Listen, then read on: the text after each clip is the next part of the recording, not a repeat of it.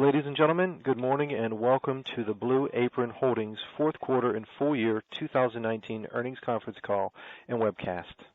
At this time, all participants are in a listen-only mode. As a reminder, this call is being recorded for replay purposes. Should you need assistance, please signal a conference specialist by pressing the star key followed by 0. Following the conclusion of today's call, the Blue Apron team will host a question and answer session and instructions will be given at that time. On this morning's call, we have Linda Findley Kozlowski, Chief Executive Officer of Blue Apron, and Tim Bensley, Chief Financial Officer. Before handing the call over to the company, a few remarks about this call. Various statements that the company makes during this call about its future expectations, plans, and prospects constitute forward-looking statements for the purpose of the Safe Harbor provisions under the Private Securities Litigation Reform Act of 1995. Actual results may differ materially from those indicated by those forward-looking statements as a result of very important risks and other factors, including those described in the company's earnings release and SEC filings. In addition, any forward-looking statements represent the company's views only as of today and should not be relied upon as representing its views as of any subsequent date. The company specifically disclaims any obligation to update these statements. During this call, the company will be referring to non-GAAP measures, which are not prepared in accordance with generally accepted accounting principles. You are encouraged to refer to the earnings release and SEC filings where it has described these measures in more detail, and to review the reconciliation of these non-GAAP financial measures to the most directly comparable GAAP measures. In addition, reconciliations of certain forward-looking non-GAAP measures referred to during this call are on the company's investor relations website located at investors.blueapron.com under Events and Presentations. With that, I would now like to turn the call over to Linda Findley Kozlowski, Blue Apron's CEO. Linda? Thank you, and good morning, everyone. Thanks for joining us. Our teams remain focused on pursuing our previously announced three-pronged strategy to drive revenue and customer growth by 1, engaging more consumers that have our best customer characteristics, 2, offering greater menu choice and flexibility in our products and services, and 3, scaling our marketing efficiently. As we discussed when we laid out our strategy in August, we are simultaneously optimizing our operations and maintaining fiscal discipline to provide us with a strong foundation for future growth. We continue to believe that this is the right strategy to resume growth in the business and to position Blue Apron as the trusted solution for home cooks seeking quality, discovery, and variety in their culinary experiences. That said, while we continue to launch additional capabilities and test new product offerings, it will continue to take investment to realize the benefits of these efforts as we are working to reverse negative trends from prior years. As such, yesterday we announced that our board, with the support of our management team, is evaluating a range of strategic alternatives to maximize shareholder value. These alternatives could include, among other things, a strategic business combination, a capital raise through the public or private markets, a transaction that results in private ownership or sale of the company, or some combination of these. This process, together with cost optimization initiatives that I will discuss later on the call, is being undertaken to provide additional liquidity to support our growth strategy and enable us to best position the company for the future. These efforts reflect the commitment of the board, management, and myself to doing what's in the best interest of the business, Blue Apron shareholders, and other stakeholders. Our board has not set a timetable for this process, nor has it made any decision related to any strategic alternative at this time, and we do not intend to comment further on this until it's appropriate to do so. I will now review the work that we've accomplished in the fourth quarter. After that, Tim will walk through our financials for the fourth quarter and fiscal year 2019, and then we'll both take your questions. As we continued our strategy in the fourth quarter, our results were in line with our guidance range provided on our October earnings call. We continue to see improvement in the metrics we've always said will be key indicators of a strengthening customer base: average revenue per customer and orders per customer. In fact, although total customer numbers declined in the fourth quarter, we saw these metrics at their highest level since the first quarter of 2016, reflecting on 4 consecutive quarters of year-over-year improvements. On our last earnings call, we discussed that in the near term, we would prioritize the second pillar of our strategy, providing more choice, including health-conscious choices, and enabling more flexibility to accommodate a wider range of household needs and preferences. I'll review the progress we made on this front in the fourth quarter. First, in early December, we launched our latest menu expansion nationally, enabling all customers to select from any 11 recipes on our signature 2-serving menu each week. This increase from 8 to 11 recipe options is an important step for us, building on the expansion of our 4-serving menu last summer as we continue to work to add additional options in 2020. Our goal is to ensure that every week there is something on the menu for every type of home cook. A customer should never have to skip a week because they didn't see recipes that meet their preferences. Second, on this new expanded menu, not only do we offer multiple recipes each week that take 30 minutes or less to prepare, but at least 50% of our recipes that we now offer cater to a healthy lifestyle. What we believe continues to distinguish Blue Apron from other options is that while we're committed to delivering health-conscious recipes ranging from carb-conscious to plant-forward, we never compromise on delicious. The high quality of our meals, diverse flavors, and regular integration of unique produce and on-trend ingredients reflect our unwavering focus to delight our customers with every meal. Third, we introduced customers to the latest evolution of our WW partnership, transitioning from a standalone menu plan where WW choices could not be combined with other selections on our menu to a much more flexible user experience. Now, customers on both our 2-serving and 4-serving plans can review a variety of labels on our recipes to curate the menu that works best for their household each week, including WW-approved offerings.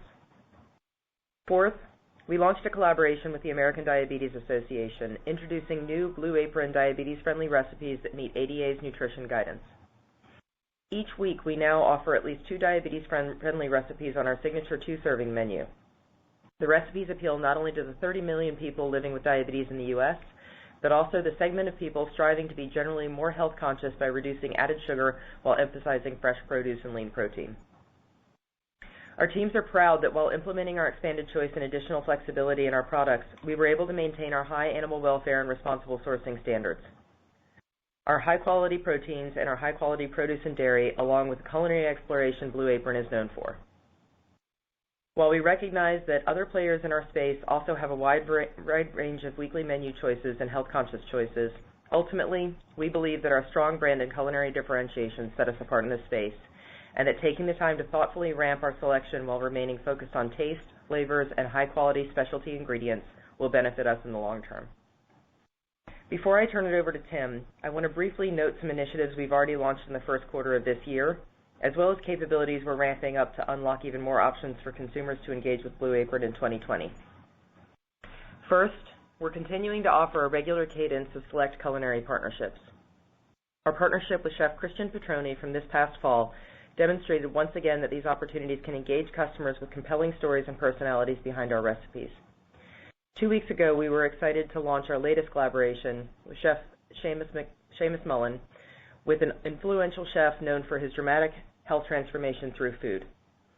Seamus shares our same philosophy as cooking as health, the idea that when you cook from scratch, you're already making a healthier decision both mentally and physically for yourself and the people you cook for. Second, next week we're excited to ship our first Meal Prep by Blue Apron boxes through a regional pilot out of our Linden facility.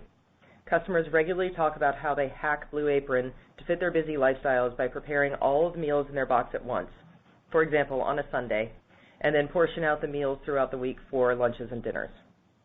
This practice of meal prep has become a movement, fueled by a network of passionate online influencers, blogs, and cookbooks, and over 11 million meal prep hashtags posts on Instagram. The notorious challenge with meal prep, however, is striking a balance of efficiency and variety. There's an art to ensuring that you're not eating the same exact thing every day. Meal Prep by Blue Apron is specifically designed to address this challenge and make the upfront cooking faster and easier than traditional meal prep methods, with recipes designed for variety and freshness throughout the week. Whether you choose our signature, pescatarian, multi-cooker, or carb-conscious option, as little as 90 minutes of prep will yield 8 servings to enjoy when you choose, with each meal featuring elevated twists like flavor-packed sauces and garnishes. Meal Prep by Blue Apron fits squarely within our growth strategy, helping us to expand to new customer segments, for example, singles who want to cook and eat well while consolidating cooking time into a quicker prep, better tap into the growing demand for health-conscious cooking solutions, and enable more flexibility in our product and service to meet more preferences and needs. Third, our teams are working to launch additional capabilities that will enhance flexibility and solve for even more culinary occasions for our customers. For example, within the next couple of months, we plan to offer the option to opt into elevated recipes every week at new price points. These recipes will feature a more enhanced cooking and eating experience, combining more specialty proteins, a greater variety of cooking methods, and more elaborate plating and serving techniques, further underscoring what Blue Apron is known for, a trusted home cooking solution rooted in culinary authority. Finally, in January, we put the Blue Apron brand back in the national spotlight with a new video campaign to reinforce our product experience as well as our point of view on the benefits of home cooking, including physical and mental health. The 30-second spot aired across TV and streaming video platforms with a focus on channels that have previously proven effective for us. The campaign is part of our strategy to restart top-of-the-funnel brand marketing that we believe will have a halo effect on our other marketing initiatives, making our overall customer acquisition more efficient. As I mentioned earlier, we are building a foundation of operational optimization and fiscal discipline to support our strategy and return to growth. As part of this focus on optimization, we announced that we had decided to close our Arlington facility and transfer the production volume that remained in Arlington following last year's downsizing to our facilities in Linden, New Jersey, and Richmond, California. Given advancements in sourcing, production, and logistics, we believe this consolidation of volume into Linden and Richmond will enable us to more efficiently continue to serve our national footprint with the same high level of service that our customers expect of us. This action is also expected to create annual savings in our fixed costs of approximately $8 million, while also resulting in a neutral to positive margin impact and allowing us to redirect financial resources to other parts of the business, including growth initiatives. Although the closing impacts approximately 240 of our Arlington associates, we are and will be continuing to hire at our Linden and Richmond sites to align with increased volume as a result of the transfer of production. We expect to be adding up to 140 roles across our Linden and Richmond sites. Decisions that impact our people are never taken lightly, and we thank all of our Arlington associates for their contributions to the company. It's imperative that we constantly examine the business and redirect resources to grow our revenue and customer base while continuing to provide a high-quality product, and this action reflects another critical step we're taking to do just that. As I said earlier, we continue to believe that we have the right strategy to drive customer and revenue growth in the business, and we continue to work to launch additional capabilities and test new product offerings. We know that what we need to keep customers engaged and serve even more audiences with our product and service. And as noted at the outset of the call, we are evaluating a range of strategic alternatives, which together with our continued cost optimization initiatives is intended to support the execution of our growth plan. I'll now turn it over to Tim to talk through our financials in more detail, and after that we'll take your questions. Thank you, Linda, and good morning, everyone. Turning to Blue Apron's fourth quarter performance, our results were in line with our guidance range provided on our October earnings call. We improved our net loss by 8% year over year to $21.9 million, while our adjusted EBITDA decreased 7% year over year to a loss of $8.3 million. For the full year 2019, net loss and adjusted EBITDA improved 50% and 86% year over year, respectively. This quarter marks the sixth consecutive quarter of year-over-year net loss improvement as we continue to demonstrate our ability to manage costs throughout the organization and maintain efficiencies in our fulfillment center network. Net revenue in the fourth quarter of 2019 was $94.3 million compared to $140.7 million in the fourth quarter of the prior year and $99.5 million in the third quarter. As we previously stated, we anticipated lower overall net revenue and customer count in 2019 as we reduced overall marketing investment and focused on the acquisition channels that we believe will drive long-term value and attract high-affinity customers. As Linda noted, this disciplined customer acquisition mindset continues to contribute to the strengthening of our customer base with certain key customer metrics, average revenue per customer and orders per customer, improving 6% and 7% year over year and 4% and 2% quarter over quarter, respectively, finishing the year at the highest level since the first quarter of 2016.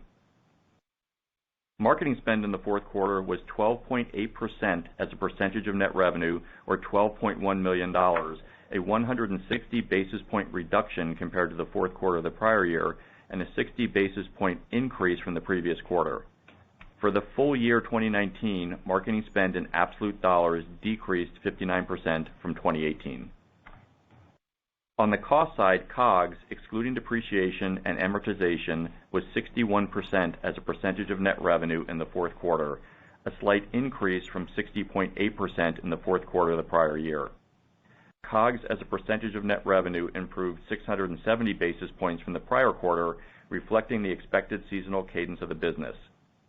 Our cross-functional teams continue to leverage enhanced planning and process-driven strategies, which enabled the successful national launch of our newly expanded signature menu without sacrificing efficiencies in our fulfillment network.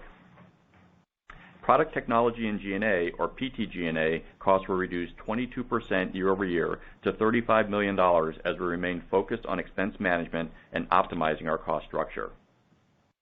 Other operating expense for the fourth quarter was $2.1 million related to a charge for an estimated non-recurring legal settlement. Now I'd like to speak to the financial implications of our decision to close our Arlington facility in order to better leverage our fulfillment centers in Linden and Richmond. In the first half of 2020, we expect to incur approximately $1.5 million in cash restructuring costs, primarily severance and other exit costs, and non-cash asset-related charges in the range of $5 million to $8 million. We expect this action will generate annual savings in fixed costs of approximately $8 million beginning in the second quarter of 2020, while also resulting in a neutral to positive impact on variable costs. Now turning to our financial outlook for the first quarter of 2020, for net revenue, we continue to expect net revenue to improve on a sequential quarter-over-quarter basis while we focus on strengthening our customer base in our seasonally high period of the year.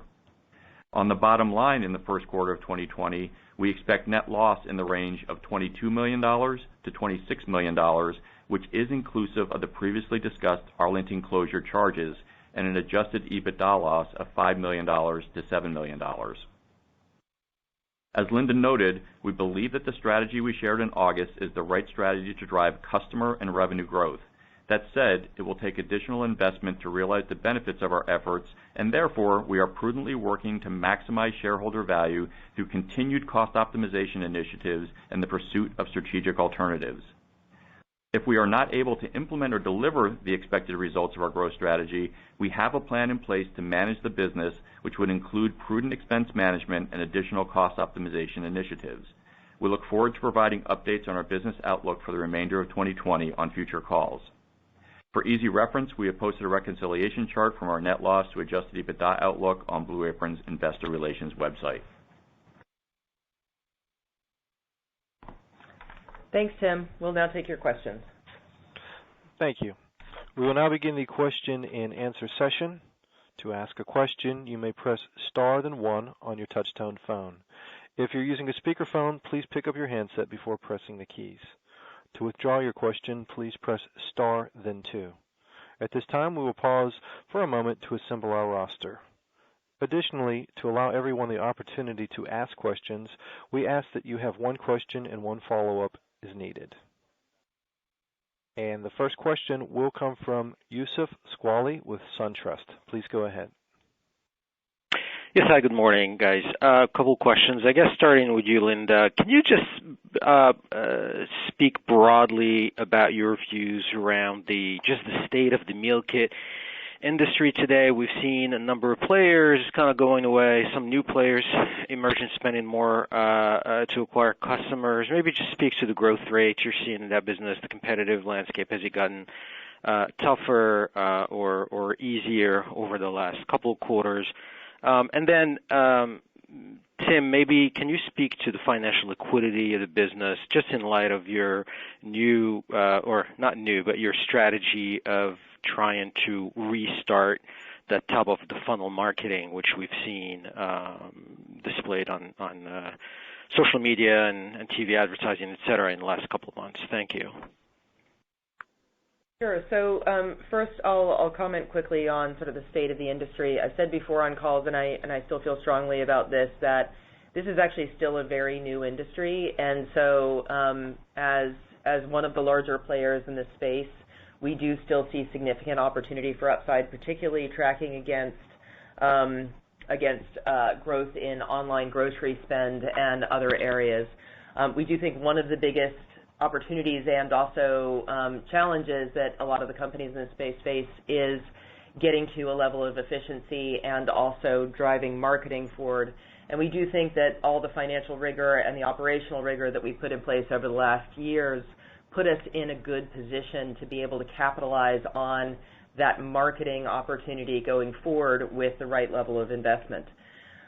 So we also do still believe that our brand remains the strongest in the U.S. industry, and we're seeing increased pressure from the competitive landscape, particularly on a dollar-for-dollar marketing spend standpoint, which is part of the reason that is our focus when we think about strategic alternatives, is how we further invest with a focus in marketing going forward.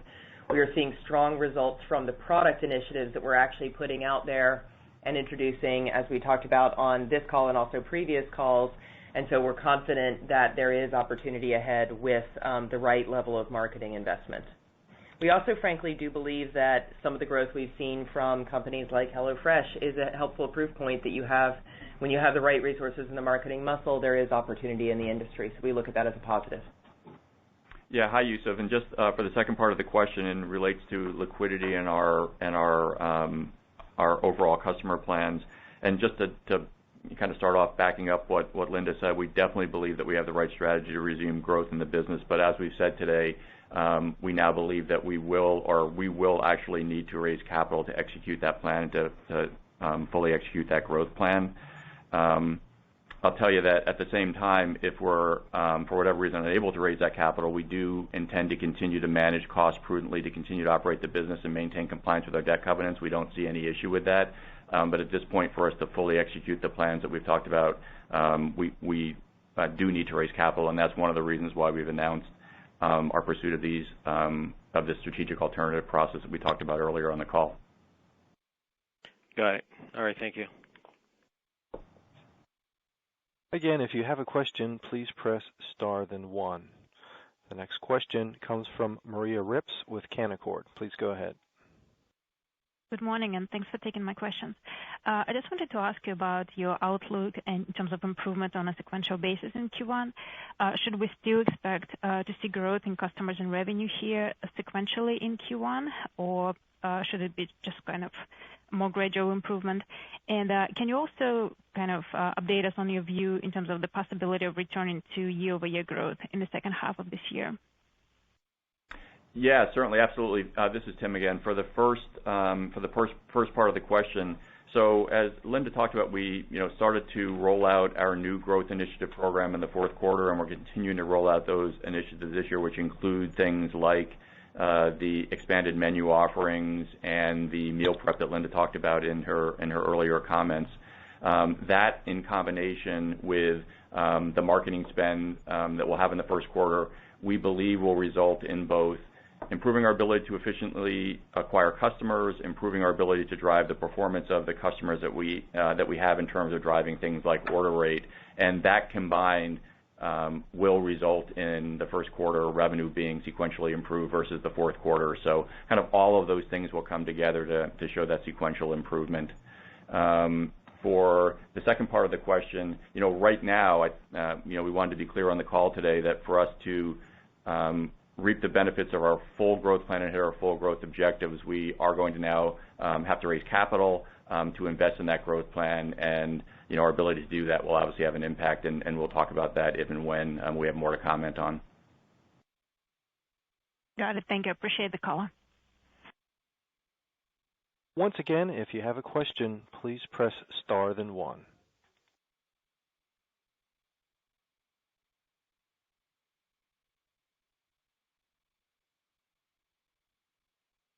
The next question will come from Arya Cole with Cole Capital. Please go ahead. Good morning, and best of luck here in 2020. First question for you, Linda. You had a press release recently about the introduction of your meal kit plan. I know it's not available on the website yet, but can you explain how you're going to, or how you're going to combine the meal kit menu offering with the existing 11 meals that are available currently? I'm just wondering to what degree you're, for customers who like the choices today, to what degree will you keep things as is available for them, but at the same time provide room for people who prefer meal prep as a new way to go about selecting meals for the week?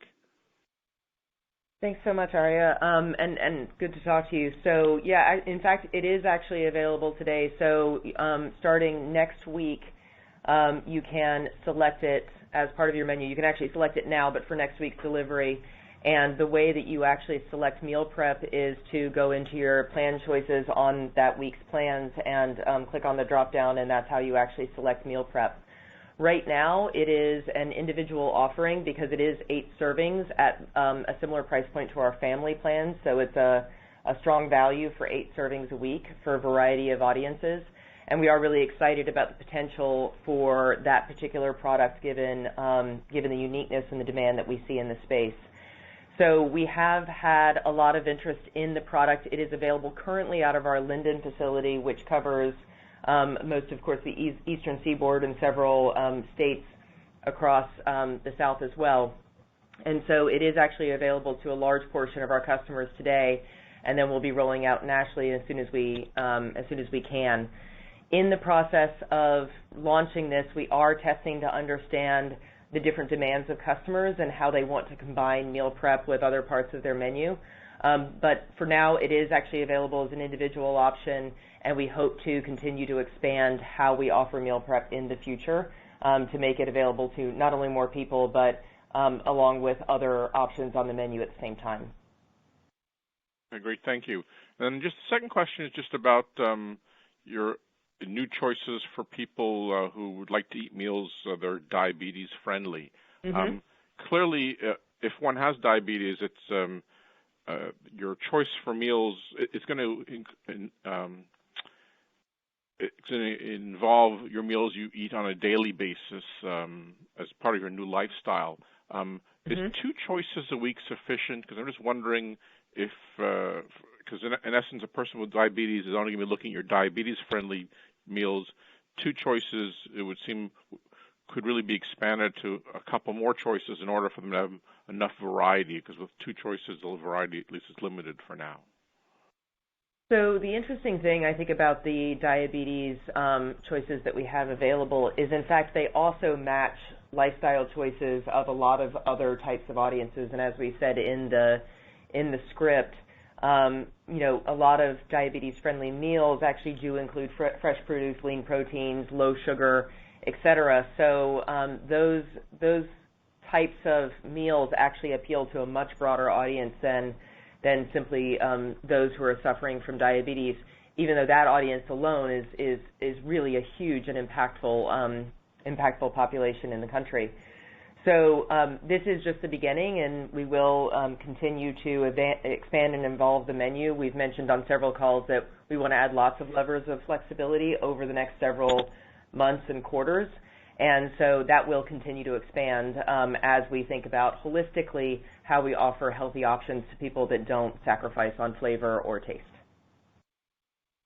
Ladies and gentlemen, this will conclude our question and answer session. As we approach the conclusion of our call, I would like to turn the call back over to Ms. Kozlowski for closing remarks.